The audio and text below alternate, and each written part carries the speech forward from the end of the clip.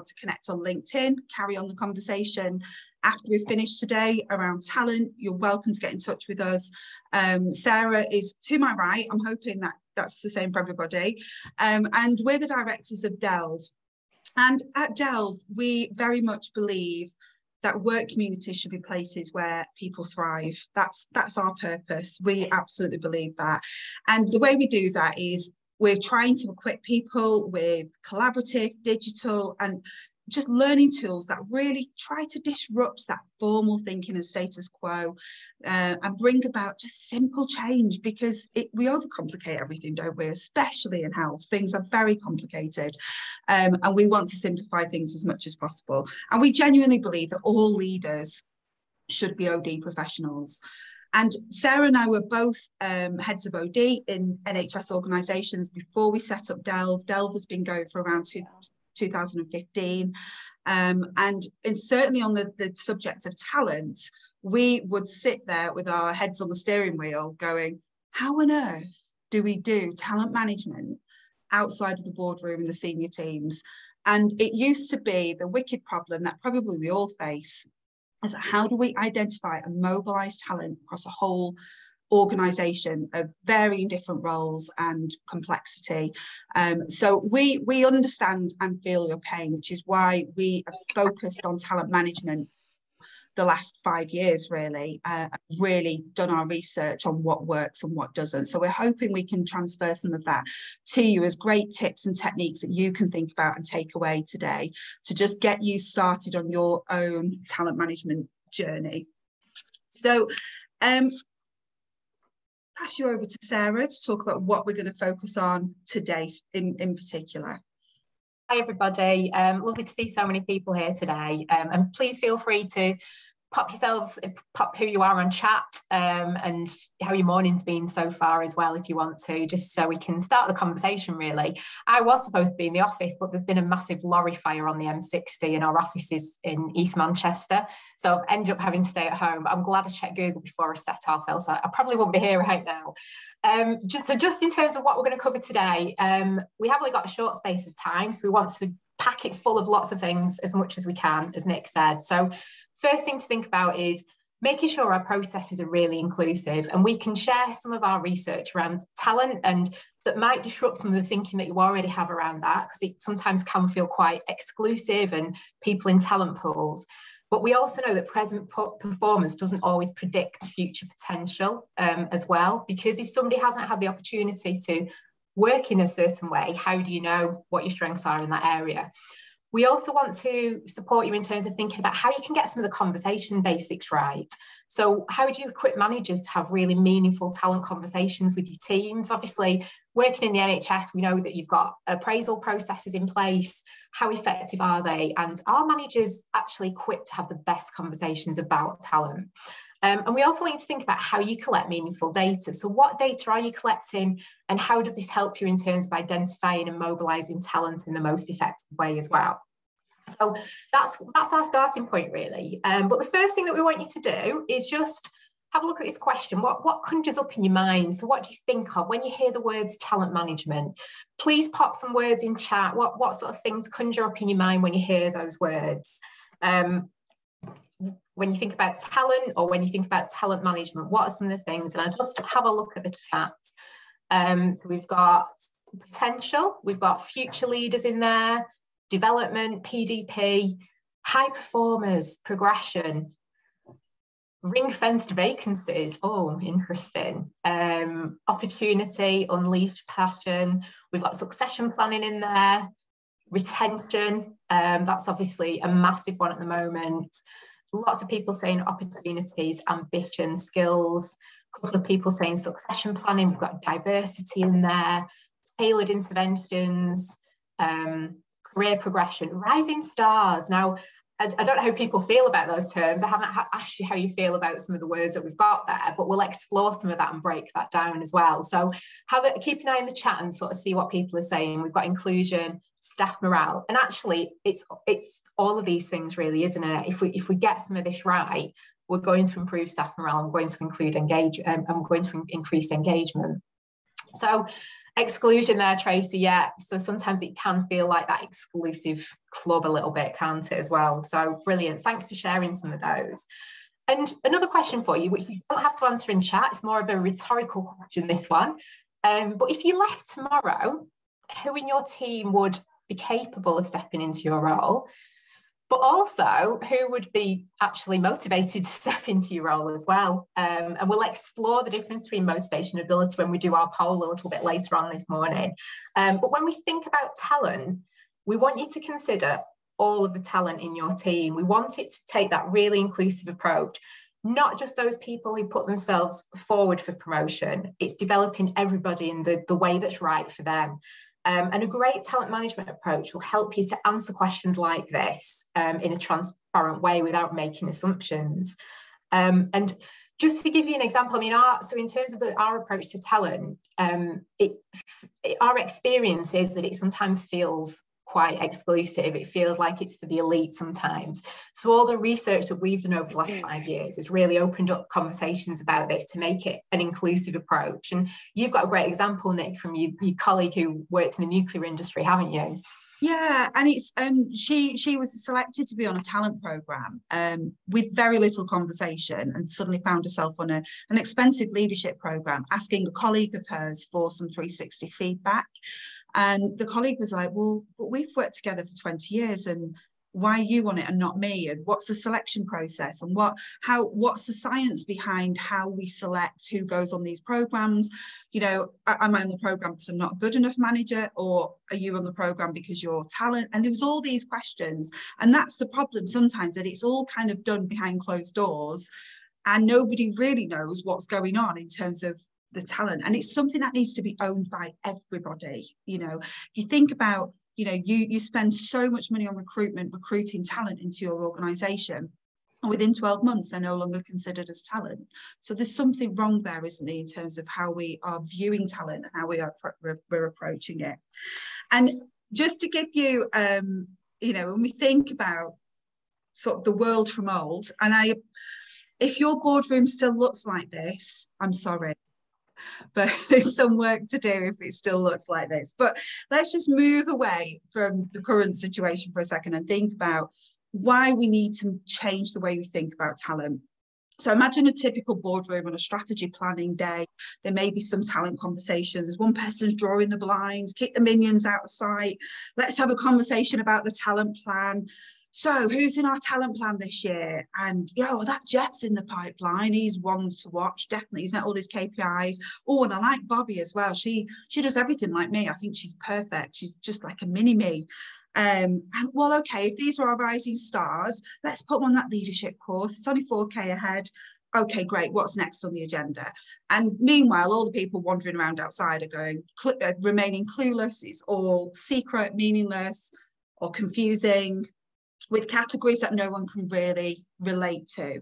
And we are going to ask you now, raise your hand if you have an existing talent management process. So if you go to the bottom of your screen, you should have the reactions button. So just put your virtual hand up if you currently have a talent management strategy or policy and you're driving it forward, or a thumbs up. Brilliant, thank you. We'll just give everyone a chance to put their hand up if they are in that situation where they have an existing strategy or policy. Don't worry, because we're not going to put you on the spot. So no, don't worry. We won't ask you to speak. We're not going to pick on you. Promise no one has to speak out loud on this session. It's only a webinar. Otherwise, if you came to a fuller session, you would have to speak. Okay, so we've not got a huge amount there. I can't see everybody on my screen. What would you say? Just a few there. Now, yeah, I think we've only had about 5 or 6, really. So out of those 5 or 6, how many, keep your hand up if it's an effective talent management strategy, if it's actually doing what it says on the tin.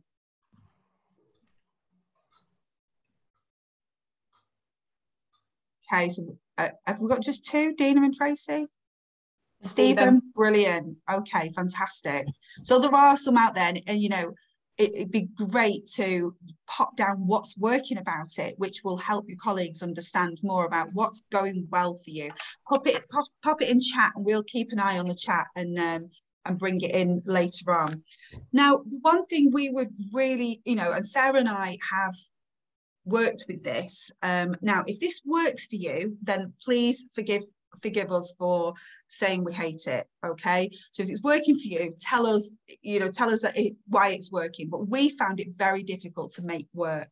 So the 9-box grid, and I know there's varying different versions of this, but the reason we felt as though it wasn't fulfilling a purpose anymore is it's because that top right hand box always draws the eye, and we tend to forget about everybody else.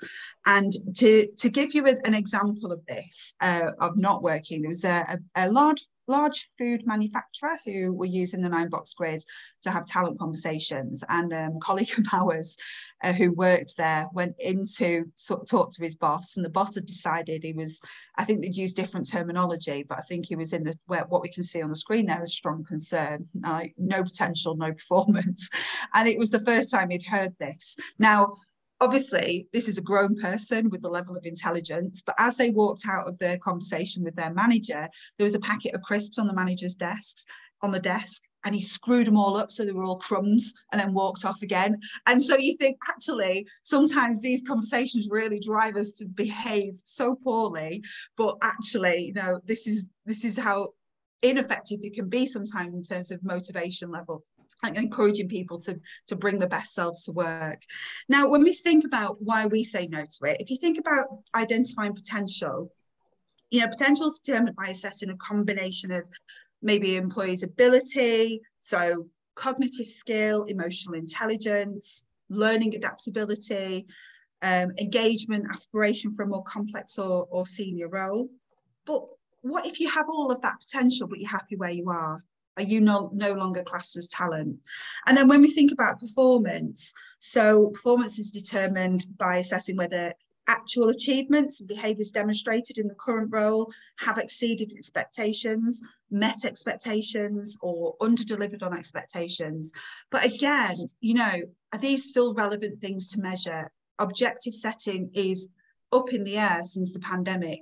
These 12 months kind of check-in around set objectives. The world is moving much faster than this. So actually, is it still fit for purpose? And how subjective are they? What if my expectations as a manager is different to Sarah's as a manager? So it just leaves open to so many fraught areas, really. So that's why we say no to the 9-box grid. But if it is working, please forgive us.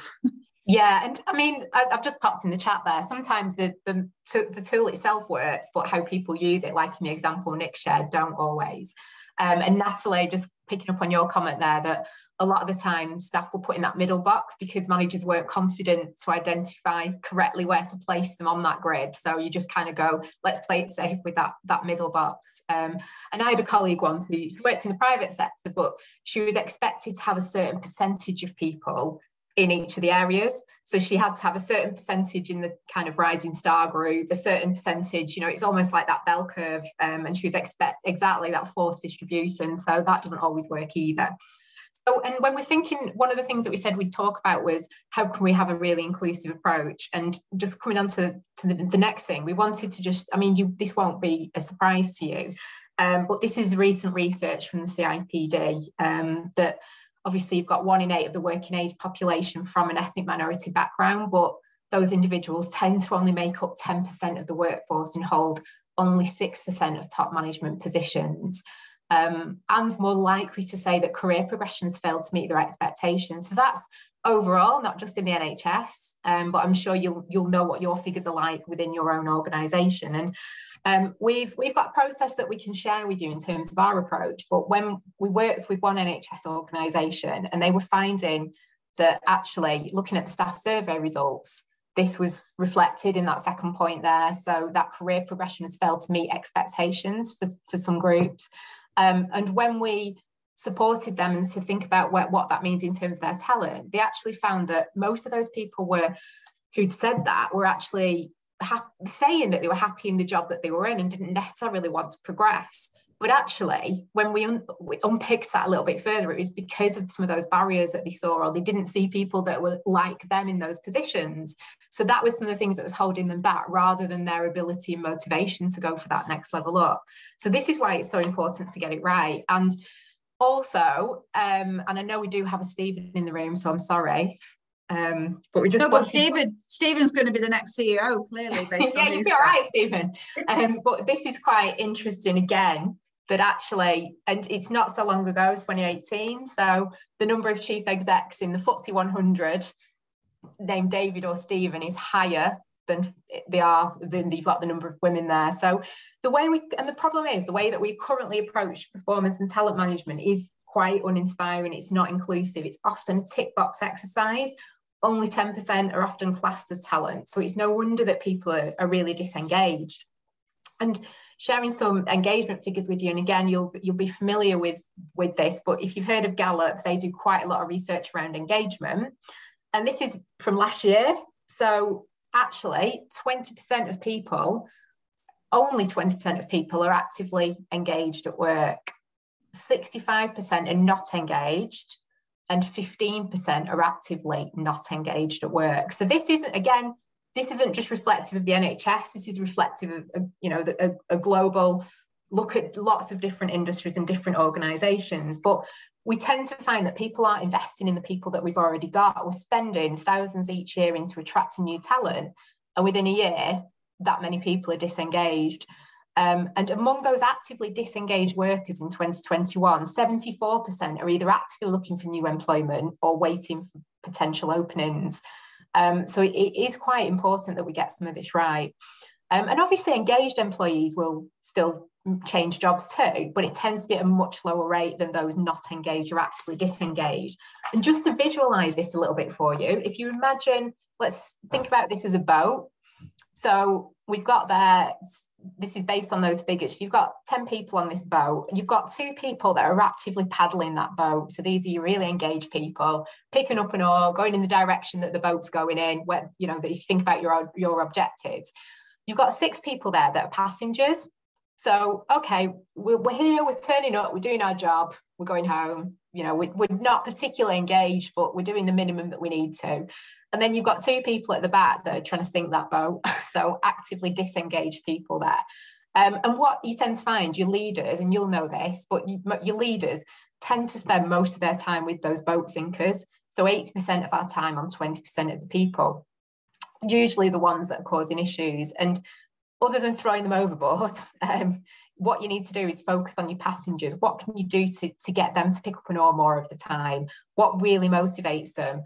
What are their aspirations? Where are they in terms of talent? What are they being classed as? And make sure we're not ignoring our passengers as well, because obviously if we're not giving them recognition, they're going to move down the boat and they're going to potentially burn out. So if you can get more of your passengers to become paddlers, the boat sinkers might realise they're not on their own and start to move up the boat. So it sounds simple, and it isn't, but we'll just start to think about, is there a better way?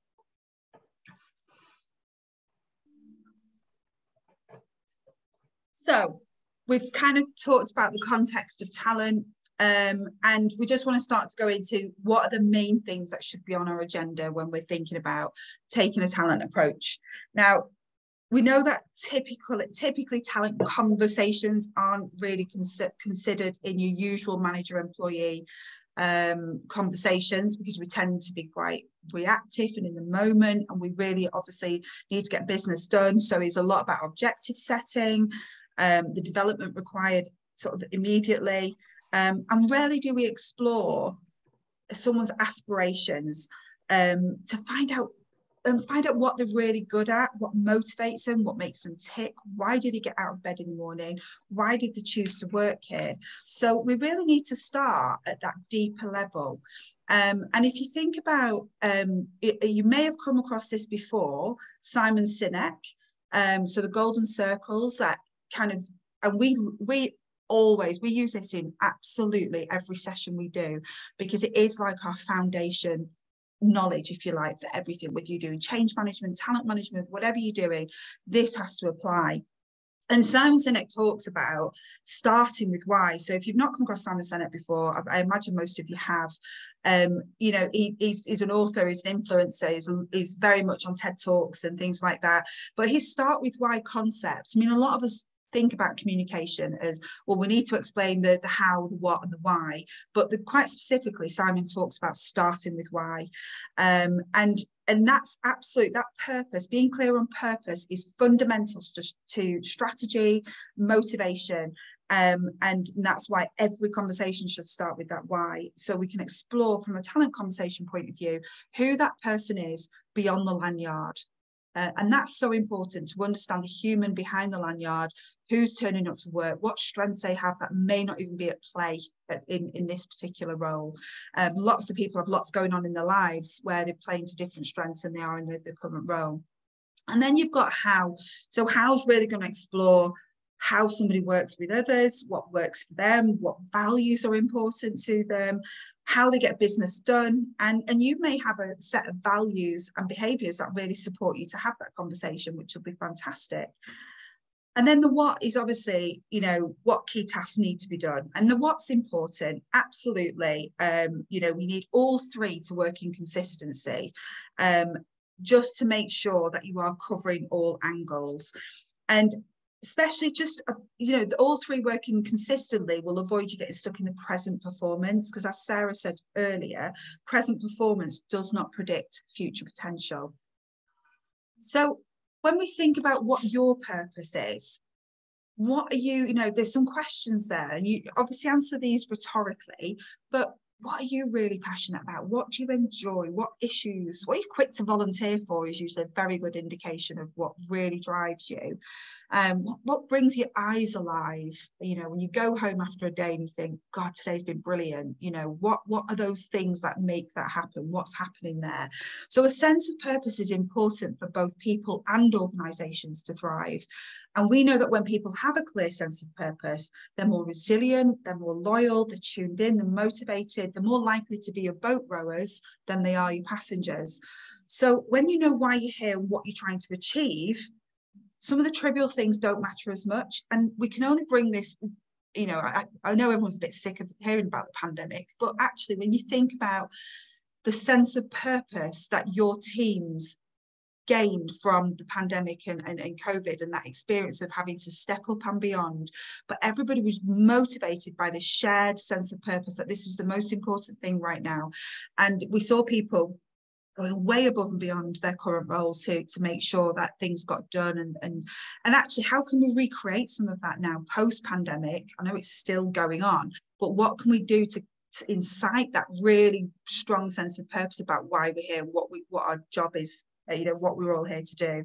So, I mean, some people get their sense of purpose from their faith, their spirituality, some from their home and family and other commitments, and some people from work. So when we take time to explore why someone chooses to work with you in your team, what gets them out of bed in the morning, you'll be really surprised at what you discover. Yeah, and that model, the why, what, how, is almost a really great model for thinking about how your managers are having those conversations with people. Are they exploring what motivates someone? What are they passionate about? Are they exploring how they work, what's important to them? And are they exploring their objectives and what that means? And also what next in terms of their aspirations? So that's a little bit about the why. We could do a whole session just about why, but just something for you to think about and research as well. But let's think about the how now. I'm hoping you're not feeling too hungry, because we have just put a picture of some chocolate up there. Unfortunately, this isn't a chocolate break. I'm really sorry. Yeah, we're all here for now. We've not got time for a break. But what we'd like you to do, okay, bear with us. You might think this is strange. There is a reason for me asking this. Imagine that an alien has just bombed into our Zoom meeting, okay? And that alien does not know what chocolate is. And your job is to describe chocolate to that alien using 3 words, okay? So we'd like you to type into the chat 3 words to describe chocolate. Try not to be influenced by what other people are typing, but type in 3 words to describe chocolate. So that space alien, no idea what chocolate is, wants to know, has come across it, doesn't know what it is. What 3 words would you use to describe chocolate? And pop it in the chat. I'll just give you a minute to do that. Okay, we've got a few things coming in here. So we've got smooth, fattening, creamy, sweet, another smooth, food, sweet, brown. Yeah, actually describing what it looks like. Free, tasty energy, sweet, delicious, addictive. What else have we got here? Paradise. Sweet. What's that? Sorry, Nick. Paradise. Paradise. Divine. I love that. Food. Exactly. Well, yeah, that's a really good point. That alien doesn't even know it's food. Delicious, sweet, silky. So lots of different words there. Calories. Definitely. Yummy. Great word. I would agree. So if you have a look, so start to have a look once you put your 3 words in, just have a bit of a scroll through the chat and see if you can find any 3 words that exactly match your 3 words. I'm not seeing any. I am seeing somewhere we've got a couple. Sweet seems to be quite a common theme that people are saying. Creamy, smooth. Yeah, so there's a few common words there, but it doesn't look like anyone's got exactly the same 3 words. A couple of people have got the same 2 words, I would say. And the reason why we asked you to do this is because if you think about the how, and it comes back to your values and behaviours, so I'm sure you've all got a brilliant set of values and behaviours. But if you think about how hard it is for us all to describe chocolate in the same way, we all know what chocolate is, there's a picture of it there, we know what it is. How can we get people bought into the values and what's important to them when we can't even describe chocolate in the same way? So, for example, if one of your values is fairness, for example, what's fair to me might be very different to what's fair to Nick. So what's fair to me might be that you treat everybody the same. I want to be treated the same as everybody else. That might be what fairness means to me. What fairness means to Nick might be, well, I want to be treated as an individual because that's fair. And that's what that looks like to me. So we just wanted to do that. And it's a great activity to take away and do with your teams because it helps you really think about what those values mean to people in your team. What are the behaviours that underpin them? And actually, what do they mean to people? So if you've got a value around compassion, what does that mean in practice? What does that actually look like to people? How can we describe that? And each person has really unique behaviours that they value in terms of what's important to them.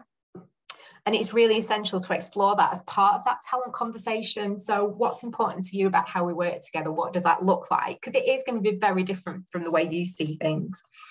So it's difficult to have a conversation about values and behaviours. And as you can see from that activity, that's why. But it's also really important to do. So thinking about the why, the how, and the what are so important when you're having that conversation. So if we absolutely, and then let's just have a little think about what's our starting point when we think about motivation and ability. How do you find out about people's aspirations?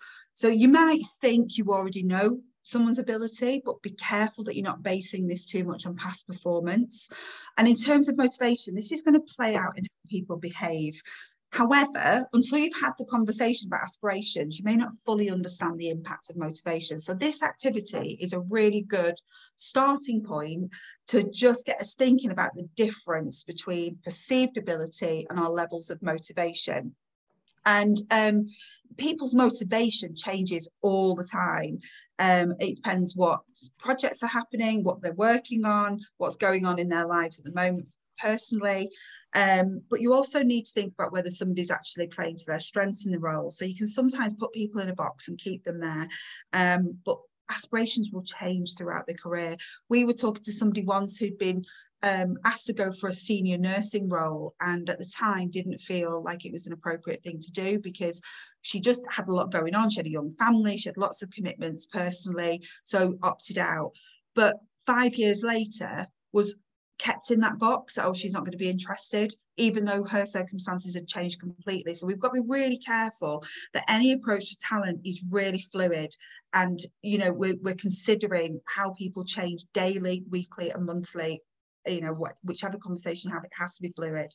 So this little tool here, you can take this away and you can use it in almost any fashion, really. If you've got a new project coming up, a new task coming up, asking your teams where they fit into these 4 boxes. Okay, now it's quite self-explanatory. You've got the bottom right hand there, some really excited, really motivated, but actually your ability is not there yet, or you don't perceive your ability to be there, so there's some development to do.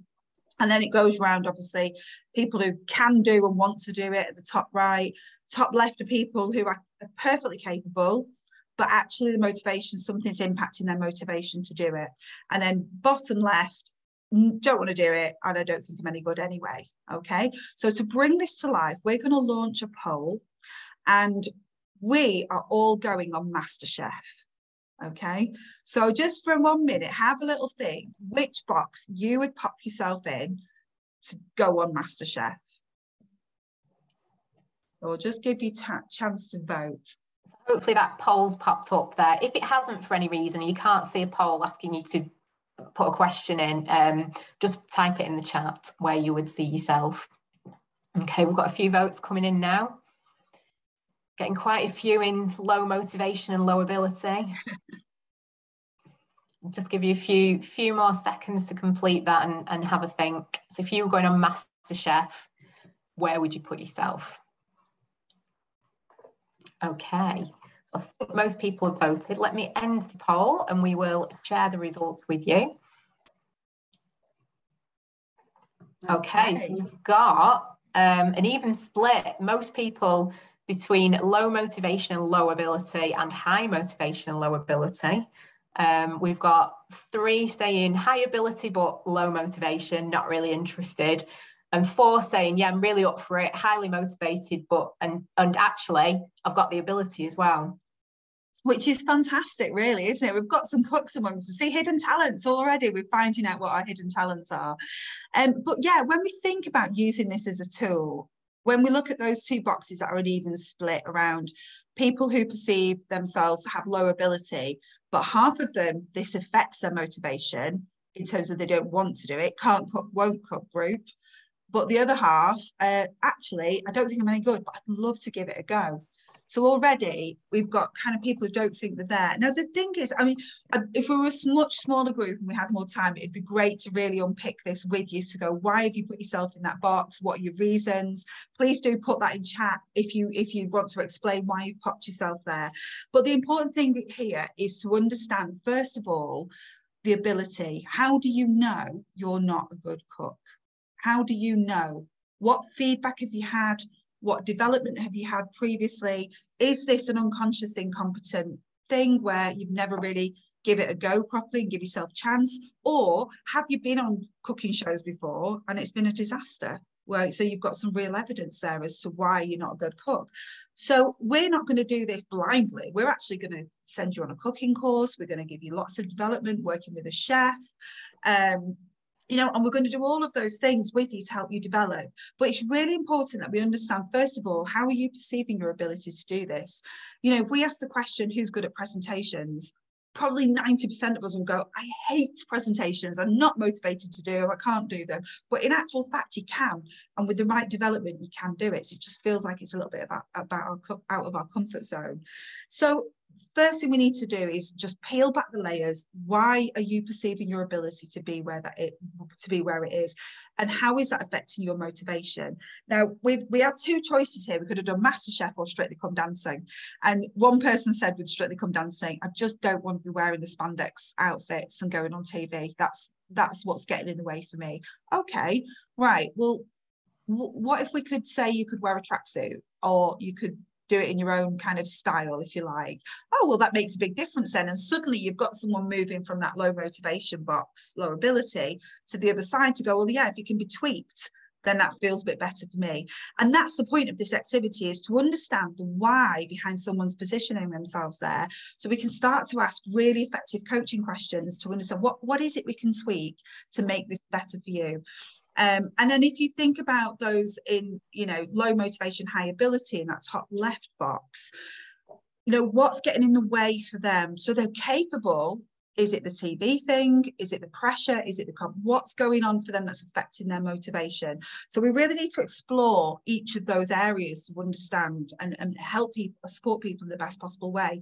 And also, if you've seen School of Rock with Jack Black, where he has the school children and they're all playing different roles to create this band, what can we do in our teams to make sure if we've got people who are really capable but not interested, can they be coaches or mentors to the people in the high motivation, low ability box? So it's not all down to you as a leader. You can actually utilize and mobilize the talent in your team in a different way.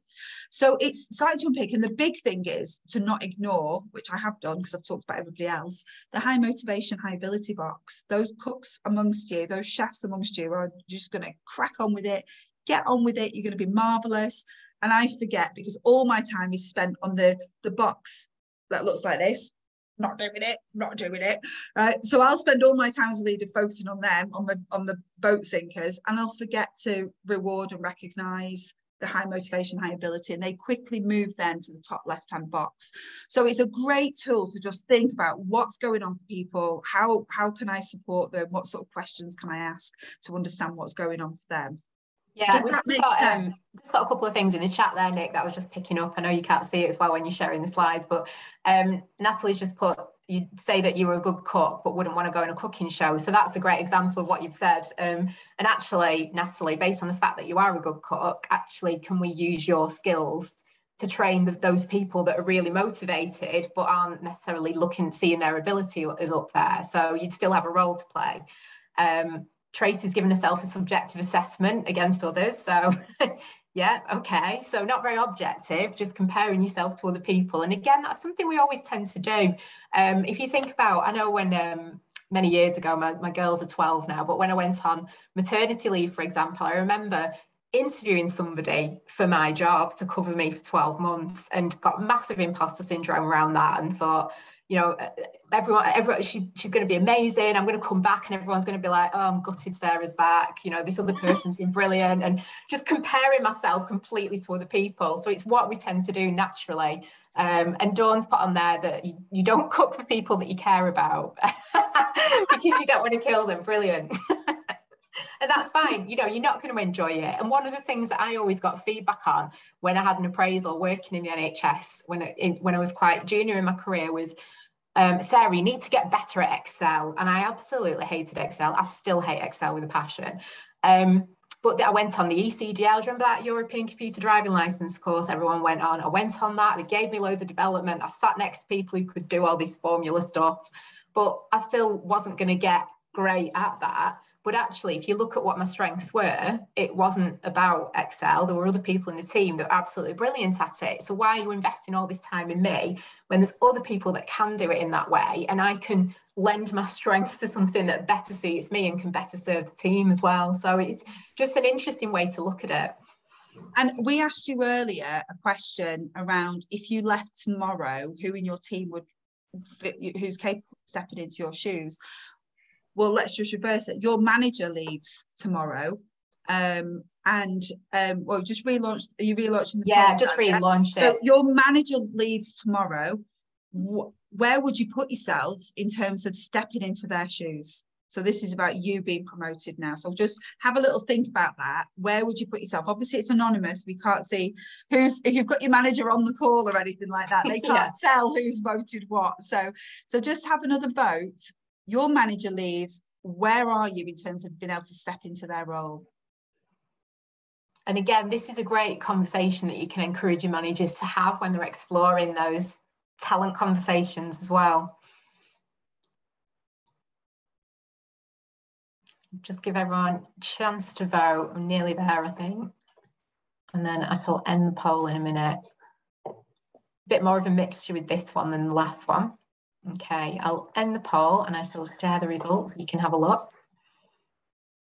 Yeah, so actually, I mean, the one thing I wanted to just draw your attention to there is, you know, low motivation, high ability, and that's absolutely fine. And when we're thinking about talent, it isn't always about progression. You know, if you just want to flourish in the role that you're in, you're perfectly capable of going to that next level, but you're really happy in the role that you're in, and that's absolutely fine. But then it's important to understand if that's not the case, and there's some other barrier that's stopping you from being motivated to step into that role.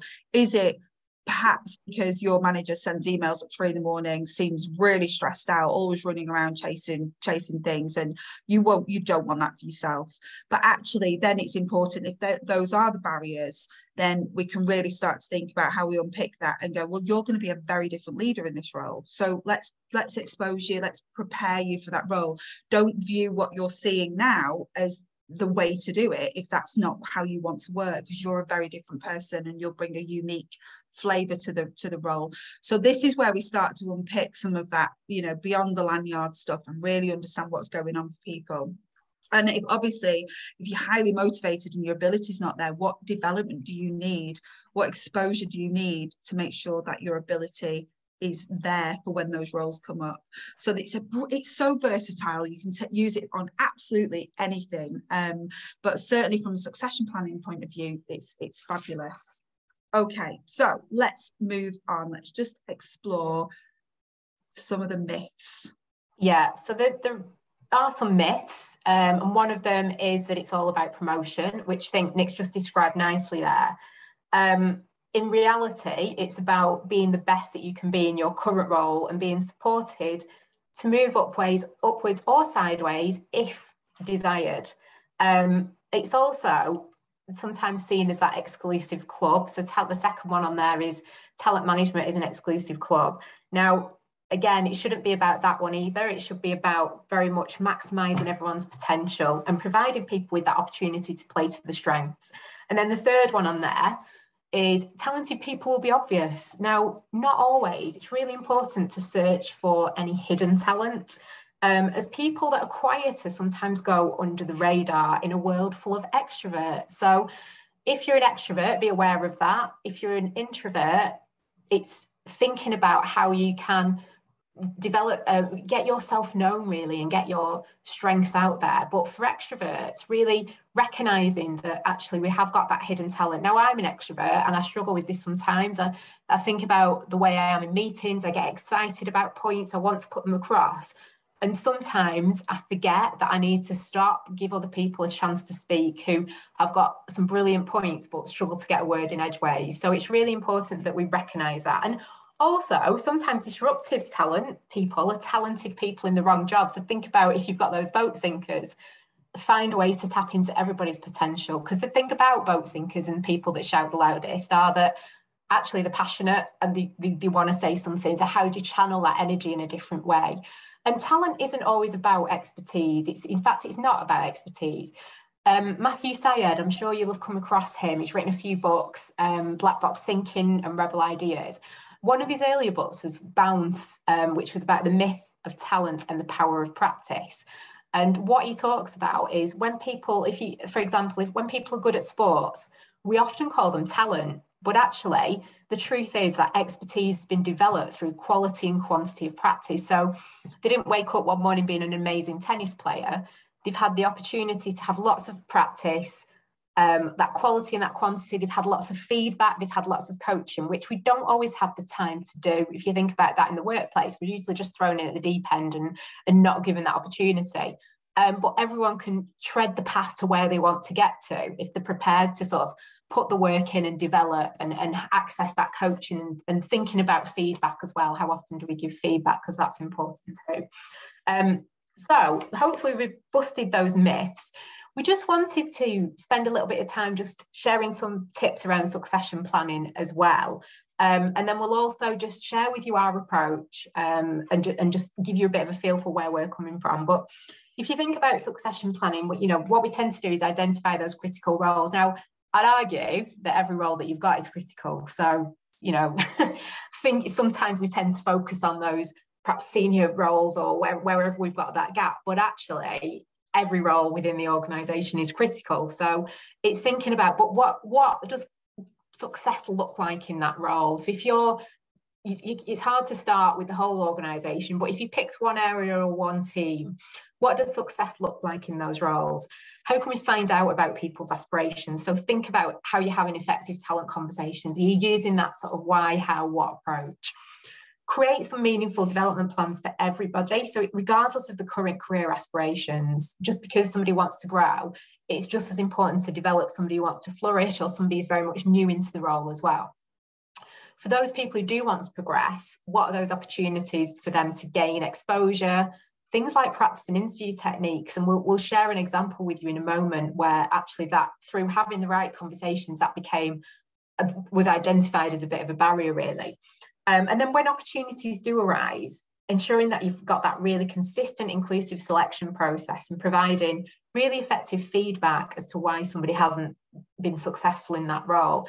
Because, and again, it's been consistent at that process. You know, we've spoken to leaders who have said, well, I didn't go for that role because I was told I needed a master's for it. But then actually the person that got the job didn't have a master's. So, you know, where's the fairness around that? And reviewing and realigning, remember that career aspirations change. So I think, Nick, did you share the example earlier where we had somebody who worked in a sort of assistant director of nursing post, didn't want to go for that post at the time and then did a few years later, but had been categorized and kept in that box. So people's aspirations change every few months. So it's really important not to put people into a box and keep the lid on. And it's just reviewing how objective are your processes. Once your managers have had that talent conversation, where does that information go? This has always been a challenge, particularly for us around appraisals. When I think back to my career in the NHS, even if people were having effective conversations, how did I know? Where was that information? What's the so what? How do we collate that information? How are people identified as successes? Do you use things like development centres, feedback? How do you make sure you've got that effective plan in place? So just some tips really when we're thinking about succession planning. Now, before we move on, I just wanted to check, is anyone piloting the Scope for Growth tool? Just raise your hand if you're piloting it again. Don't worry, we won't put you on the spot. We're just interested to know. Chatting to somebody yesterday who was piloting it. Because that Scope for Growth is obviously a national thing that's been developed for the NHS. So I was just interested to see. Brilliant. If there's any learning from that, please feel free to pop it into the chat for those couple of you that are piloting it at the minute, because that would be useful just to share some of that good practice.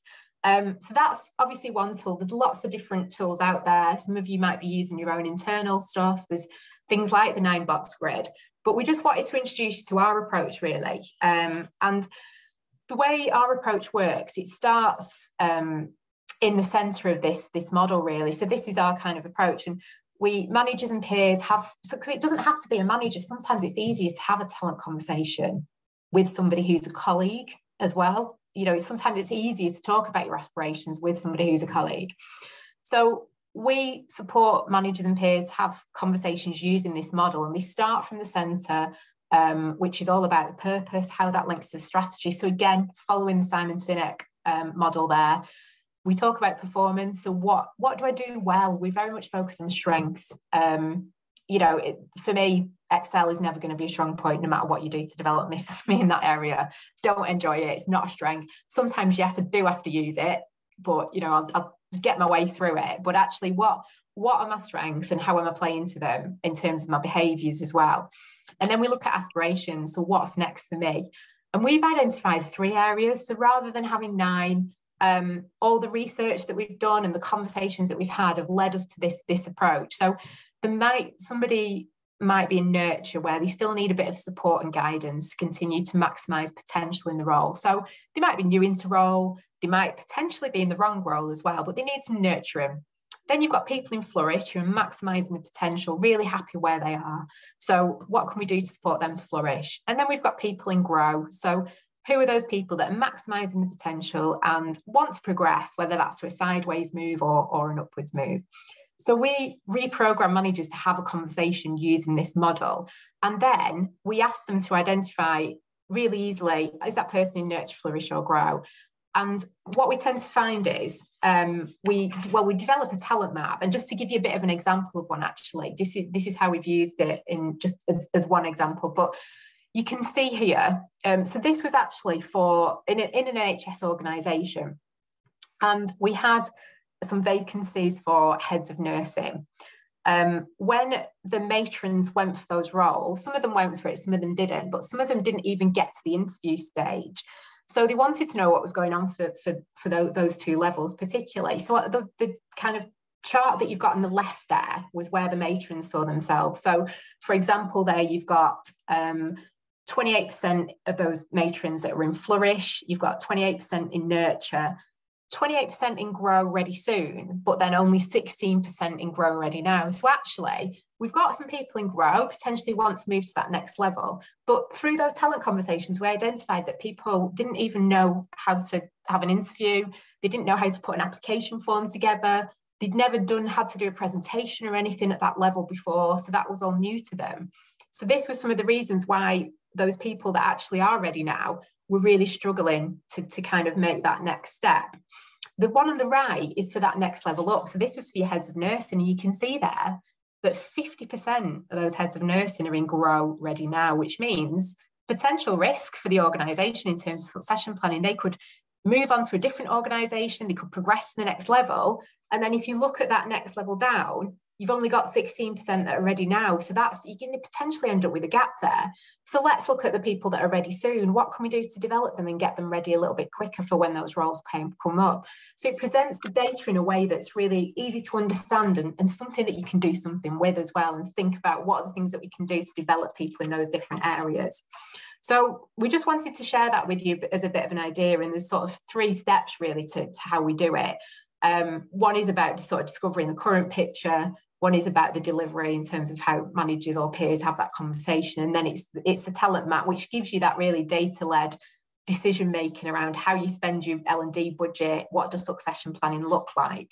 So it's just to give you a bit of an idea of our approach, really. And we've worked with a number of different organisations on it within the NHS, local authority, schools, and more recently a solicitor firm, which is quite exciting for us because we'd never worked in the private sector before, and they had a personnel manager, which was how kind of where they were coming from, and quite an archaic approach. So it just gives you a bit of an idea of one approach that we use, really. So let's just summarise then. We're near the end of our hour. So just in terms of what you're going to take away, and we're going to ask you to just pop in the chat one takeaway that you're going to perhaps just have a look at, research further, or something that you're going to do. But kind of our summary really is around just make sure that your processes are inclusive. I know this is massive on everyone's agenda, but on a practical level, sometimes we forget how to actually do that. So really, really explore how inclusive it is. Does this need to link to your appraisal? What needs to change? What needs to, we've all got lots of discretion now in how we roll things out, and we don't have to stick to the status quo. So what needs to change? Get some stakeholders involved and find out how inclusive your processes are. The big things about getting your conversations right. Are your managers capable of holding a structured coaching conversation about talent? What support do they need? Where do we need to change some of the language away from the world of old to just being about strengths-based, about just viewing things very, very differently? And then the third one, which was always, as Sarah said, the big sticking point for us in our OD roles in the NHS was, how do we get the meaningful data back from this? What methods have you got for, and as well with the scope for growth, what can you do to close the loop on what you're delivering to make sure that you get the data in a way that you can actually start to make better decisions about how you invest? You might want to put your grow people in a particular directorate through a development centre to really test out whether they are ready now, give them lots of support. But it's just a way of categorising so that you can make better data-led decisions, really. So they're the 3 kind of top takeaways, really, in terms of when you're looking at your own talent management approach. These are the things that we feel are very important, amongst many other things as well. So just let us know in the chat, what are you taking away? Oh, brilliant. We've already started having people do that. So yeah. Values, I'm so glad you enjoyed that chocolate exercise. Yeah, what do they actually mean for each individual? Everyone's interpreting those differently. So thanks for that, Terry. Any other actions that you're going to take away, please do just pop them in the chat.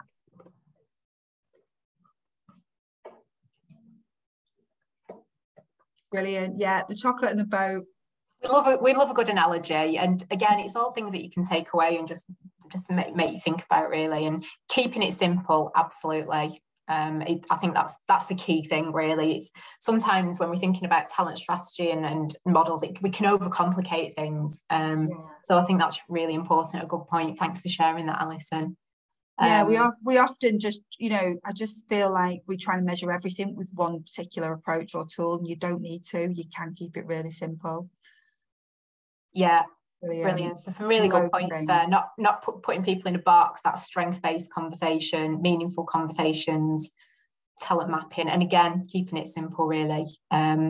I think it's, you know, sometimes you do have to put people in a box, but don't put the lid on. That's the key. Don't pop the lid on. Just make sure they can still get out of that box if they need to. Yeah. Brilliant. Fantastic. Thank you. So that brings us to the end of our hour with you. Thanks so much for your interaction and comments and thoughts as well. We hope you found that useful. I don't know if Tracy or Joe, you need to say anything to wrap up. No, other than evaluations will come out. And thank you once again to both of you for that very dynamic and high energy hour. Great way to start the day. Or it may not have been starting the day for some colleagues. I do appreciate that. But nonetheless, great way to continue the day. Lovely to see you all. Please join us again at some point. Same place, same time, and on another session perhaps. Look forward to seeing you. Thank you very much. Okay. Bye, everyone. Thanks, everybody. Have a great day. Take care. Lovely to see you all. Thank you. Thanks for coming. Bye-bye.